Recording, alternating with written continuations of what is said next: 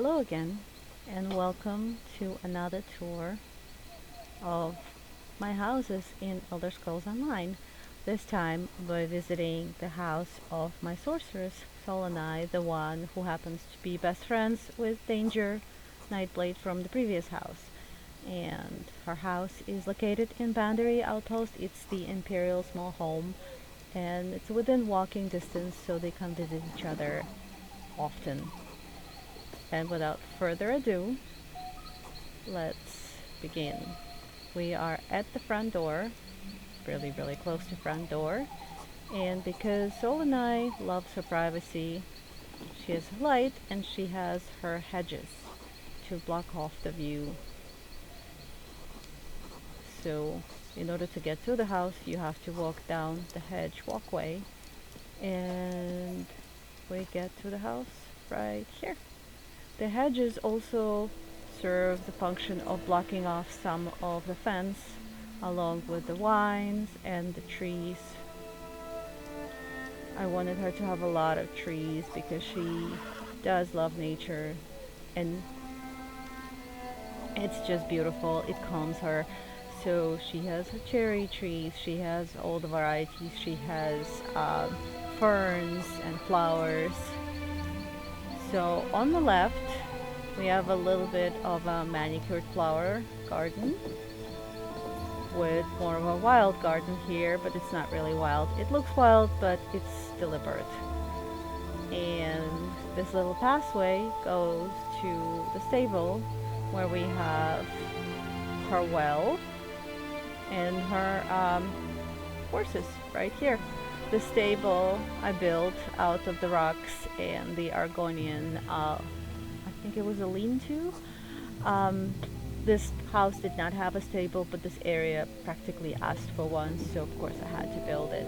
These are horses. They have, each one of them has their own trough, so they get fed and they get the water, and obviously there's the hay that they can eat.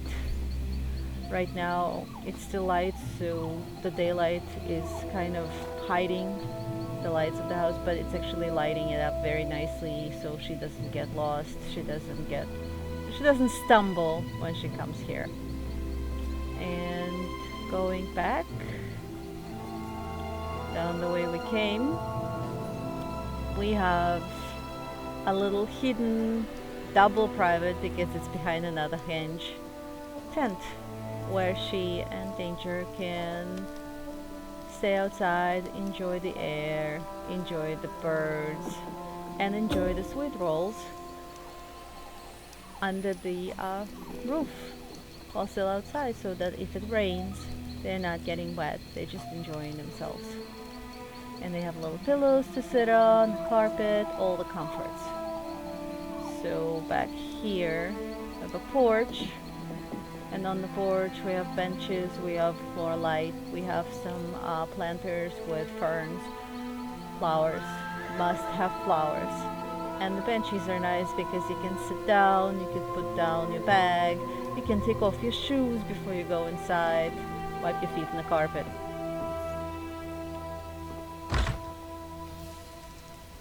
And inside, it's a small house, but it's a comfortable one. Another one of those lights. I really love those lights. They're so beautiful and bright. They're just perfect for so many things. I buy a ton of them all the time for all the houses. But anyways, on the left, there's a little eating area, but no kitchen. We have lights, we have art, we have benches. Solanai does not cook. She goes to town and buys the food at the tavern. Sometimes she eats at the tavern, sometimes she brings it with her and eats it at this table. And when she's done, and when she's alone, she can relax and read in this little rocking chair in front of the fire. Here, under the ramp, we have her kitty hiding, one of her kitties, the one that usually travels with her. This kitty can take care of herself, and she also likes to hide under the ramps and pounce on visitors. Here, there's her bookshelf with some potions and some of the writing supplies. And this is her desk. That is where she works. That is where she makes a research. That's where she figures out spells and interesting things she finds on her travels. More books, bookshelves everywhere. Must have books, and the art to brighten up the place. Over here, behind the curtain slash carpet, we have a wardrobe and a bath. She has a pitcher, there's lighting to take a bath. She brings the water from the well and heats it at the fire. And when she's done, she has a mirror to look at herself and to clean up, and she can throw anything like used makeup, wipes, and whatnot into the little trash can by the mirror. And up here, up in the loft, past the flowers, always must have the flowers, we have a bedroom. This lantern she can take with her and carry around the house if she needs to. And by the bed she has a separate candle that she could burn if she wants to read before she goes to sleep. There's more of her storage, her travel pack, and a kitty. This kitty is more of a home kitty. She doesn't go for travels with her. She just likes to sleep on Solonized beds because it smells like her, and because she's a cat, and cats do not get told where they want to sleep. So if she wants to sleep on the bed, that's pretty much when she's going to sleep. And the tapestry is blocking off this bedroom from the rest of the house, giving a little bit of a privacy and giving her a nice view to wake up to. Carpet for some comfort. And that is the house.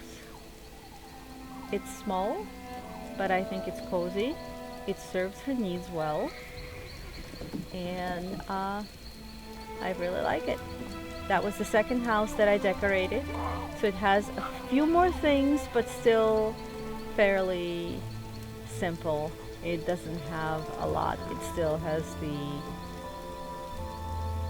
limits to it, just fewer of them. And thank you very much for visiting with me, and hopefully sometime soon I'll make another tour that somebody would actually be interested to watch. And even if you aren't, I'm gonna make it anyway because I like to. Anyway, thank you so much and have a lovely, lovely day. Bye.